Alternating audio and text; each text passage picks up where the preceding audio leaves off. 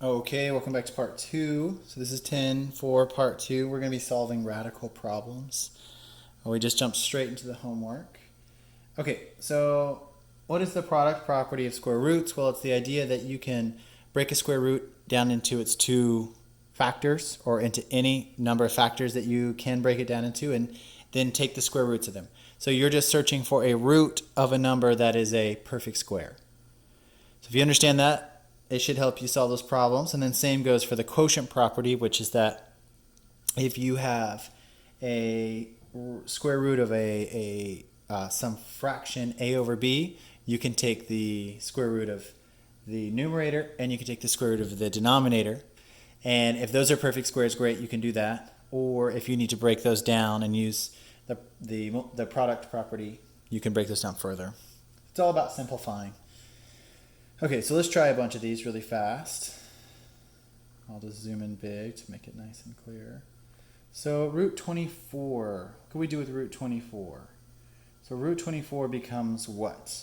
Let's think about our factors for 24. So we've got 1, 24, 2, 12, 3, 8, 6, and 4. So 6 and 4 works, right?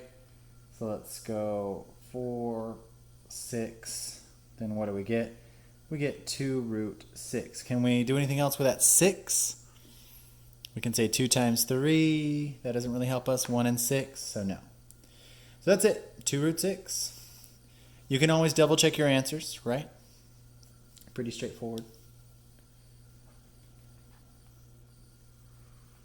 Now I do it in my head. You might want to write out your factors when you actually do this, just to get better at it, get faster. Now, try not to cheat on this. You need to make sure to do this really yourself, right? Think about these factors yourself. When you get on a quiz, it'll be really hard if you take too much help. Okay, so 28. What do we have here? So 128, 2 and what? 14. That's no help. 3, does 3 go into it? No. How about 4? Does 4 go into this? What do you think? Yes, it does. So 4 is a good one. Let's do that. So let's go root 4, and then 4 times what is 28? That's 7. Let's go 5 is 26, 7. Yep, beautiful. This is root 7, which is 2 root 7. There you go. There's our next one. So the first two are kind of identical. Let's see as these get a little bit harder. And if you recall doing this earlier in the year, I probably just put these on the board earlier for you. So 180, they're just trying to intimidate you with this. Don't worry, break it into any of the factors you want. Don't let them make this hard for you. Just think of 18 first. So what should we do here with this? So what could we do? 18, how about 9? Again, 9's perfect. What could we possibly do? So do you want to do like 90? But 90 isn't a perfect square any longer, is it? So what if we say like root 9? And then what would it be? How many times does 9 go into 180? So 9 goes in 18, 20 times. So I just broke it down to the very first perfect square I saw quickly. And that makes it pretty easy. So this becomes what? 3 root 20. Now, does 20 break down into anything? 4. So we could say times root 4 times root 5. So again, this becomes what? 2. 2 times 3 is what? 6 root 5. Okay, so notice, I maybe didn't see the best perfect square to do, right? Because it may be complicated, but I just took the perfect square I could find and just simplified with what I had. Now, obviously notice there's 6 out front, which means that 36 went into 180, but that did not occur to me. So if you were super clever and you saw that, bravo. And if not, don't worry. You can always just do it any which way. And as long as you get it correct, that's all that matters. So again, we can break these down into factors. Obviously, x squared is a perfect square, so that's easy. Let's think about what we have here. Obviously, 4 goes into 40, and we get 10 remaining. Okay, good. So let's do that. Let's say root 4 times root 10 times, and we can just take the square root of this, right, which is just x. Then we can take the square root of that, which is 2x root 10. And that doesn't get any smaller, unless you can think of something that breaks that down. Good, I can't. All right, number 4. This is probably the end of it. Yeah. Okay, so simplify the square roots. Now we're going to use both properties rapidly. So what do we have? Root 20 over 24. Now, a trick I might use is you might just simplify on the inside before you do a whole lot of work on this. So obviously this can be simplified by 4. So let's just do that really fast. So 4 goes into both of these. 4 goes into 25 times, and 4 goes into 24 6 times. So we have the situation where we have root 5 over root 6. And this doesn't get any smaller. I don't see any way to simplify this any further. We might be able to pull something out. We can pull 4s out of this. Let's see. Let's do it a whole nother way and see what we get.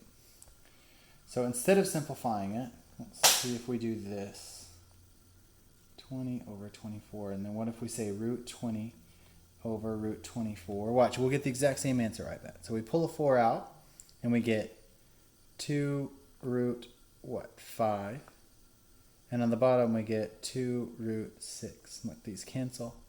And we just get the square root of 5 over 6. Okay, so we got this 2 different ways. I just wanted to double check. There's no way to reduce root 5 over 6. Let's look at the next one. Now, technically, we would need to rationalize the denominator there, but I don't believe they've taught you that. So you can just hold your breath for Algebra 2, and you'll learn that with me next year. Okay, this one. 7 and 16. So what can we do here? So square root of 7 over 16, which is really root 7 over 4, right? And that's it. That's all there is to it. I just took the square root of 16, which is 4. That's an easy one. That was 4b. How about this guy? 1 over 36x squared. So again, this is like the square root of 1, which is just 1. The square root of 36x squared is 6x. Skipped a step there, but hopefully from all the practice problems you can feel confident figuring out what I did. And then finally, 50x squared divided by 169. Now, I've done a bunch of these problems, so I've just memorized this on accident. But you can explore this with a calculator if need be. But let's do the numerator first. So is there a perfect square in there? Of course there is, 25. So this is like root 25 times root 2 times, and I'll just take the square root of x squared, which is just x. And then down here, 169. You can play around with this. I'll give you a hint. It is 13. Cool. This turns into a 5. So we get 5x root 2 over 13. I just combined stuff and moved this piece up front. That's all I did. Nothing too crazy. And that's it. That's all there is to these problems. Make sure to write me, double check them, go through all the learning process. Make sure you totally get how to simplify this. Now, clearly, the only prerequisite skill you need is just to factor, right? You need to know how to factor constant values rapidly, right? Which just means you need to know how to multiply stuff. But anyways, you'll get practice doing this. So good luck, and write me if you need any help. See you guys.